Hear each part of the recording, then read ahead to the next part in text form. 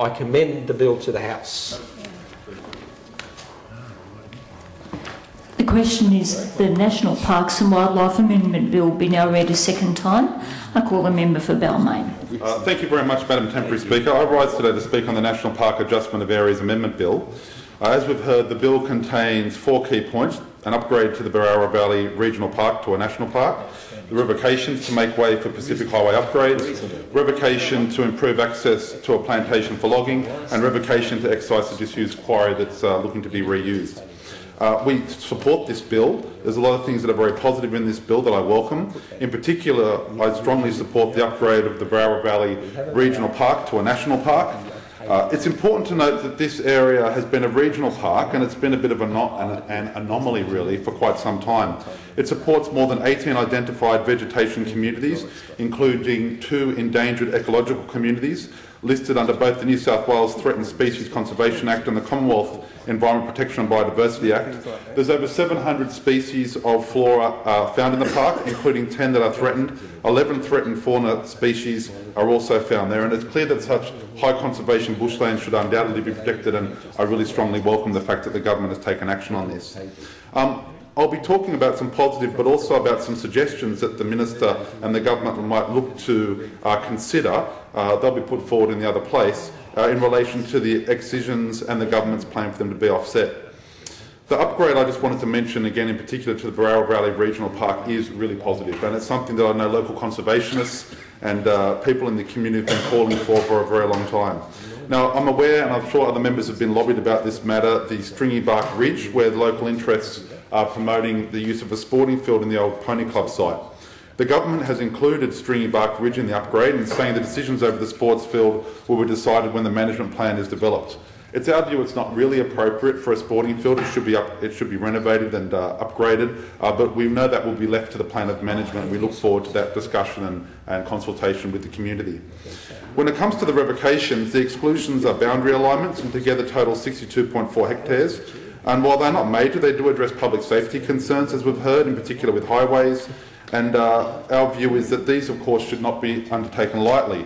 And some suggestions and proposals that we Greens have that we've discussed we'd like to raise with the government at this time to see whether or not it's possible for these things to be considered when it comes to the other place. In particular, section 19 when it comes to compensation.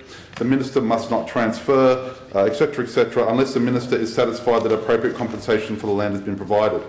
Well, there's some important questions that we feel there needs to be additional detail for, and I might just take a few minutes to go over those. When it comes to compensation, it's important that new national park, when national park is lost, to be replaced with national park. In the bill, it doesn't allow that to be legislated. It doesn't ensure that that would happen, only that the Minister is satisfied that appropriate compensation be provided. And that's one thing we'd like the government to consider, that there should be an insertion in clause 19 when it comes to compensation, that new national park for lost national park should be something the benchmark the government considers. Of course, all practical alternatives should have been considered beforehand, and that compensation be provided for the transfer that will achieve a range of outcomes. There's no specific outcomes which have been identified in section 19 when it comes to compensations. What types of outcomes should the government be looking at? Well, in our view, outcomes to be achieved in relation to the compensation provided should, number one, in terms of an outcome, the biodiversity in each compensation area should be the same type and is greater and the same as or greater than the loss in biodiversity resulting in the transfer, as determined by the best available science. So that's ensuring that the transfer provides like for like. Secondly, it should ensure enhanced protection for the particular biodiversity lost as a result of the transfer, and that should be something that's targeted in the compensation area. The compensation should be secured by some type of legal instrument. At the moment, of course, it's not legislated for these in the future. And we'd like to see that the compensation be permanent and secured by the reservation of each compensation area with the surety of ongoing resources for management. So that's another question. Okay, so the Minister at the moment just has to be satisfied that the land to be compensated is appropriate. We'd like to see a range of different targets determining, well, what is appropriate when it comes to like-for-like biodiversity, national park replaced with national park, and some type of assurance about management. We heard from the member for Tweed, who talked about managing our national park resources and managing those resources with appropriate resources, whether it's staffing or other, is very important. It's also important that when we address this matter, that there be some type of monitoring. So we'd like to see that the compensation area must be audited and monitored to determine whether it's leading to enhanced biodiversity outcomes. So again, just some further safeguards to make sure that when there is compensation, that it's done appropriately, that there can be confidence in the community that it's appropriate, and not only that, but that it actually enhances biodiversity outcomes.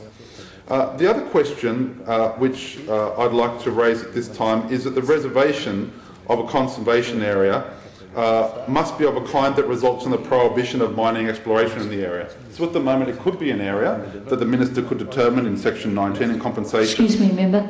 Government members, just be silent, please. They're very excited with these fantastic proposals, Madam Temporary Speaker.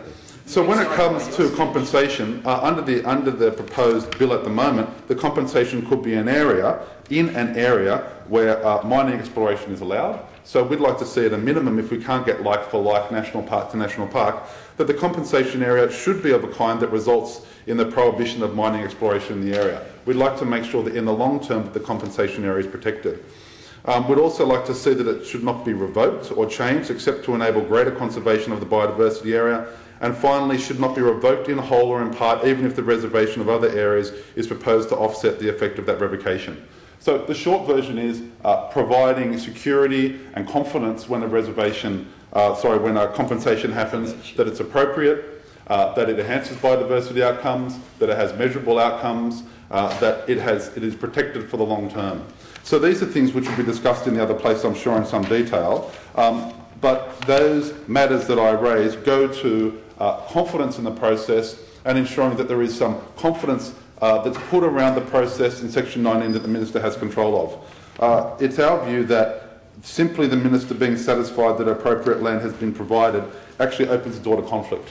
Because then there'll be thinking, well, is it appropriate, isn't it appropriate, who decided it was appropriate, is the Minister right, isn't the Minister right? And we wouldn't like to see conflict around these issues. We'd like to see a really clearly defined set of steps and processes where people can be confident if it's legislated that the biodiversity outcomes have to be improved, there's no argument. And it means there's less argument in the community, there's more unity in the community, and less problems when the Minister comes to making a determination about these matters. When it's clear the basis and criteria for the determination of these issues by the Minister, we trust there won't be problems in the future and there won't be concerns around conflict when it comes to the decision-making process. Can I finally say that I wanted to thank the Minister's office, and I know a lot of people that have put a great deal of effort into this. As I mentioned before, in particular with the Berowra Valley Regional Park, there's a lot of well, the bill hasn't passed yet, but there's a lot of people who are very confident the bill will pass and are very pleased with the outcome. And it seems to me that this kind of approach, in particular when it comes to some of the consultation that's taken place, has been very positive. It's appropriate that we'll be able to make some variations at times, in particular when it comes to public safety, as we talked about with the Pacific Highway upgrades, but it's also important that the community has confidence. That the compensation is appropriate, it's well understood, it's well defined, and it's one that everyone can fully support. So I'd like to conclude by saying that I'll be supporting this bill, and I look forward to the Minister's response and the discussions in the other place on these proposed amendments. Thank you. Well done.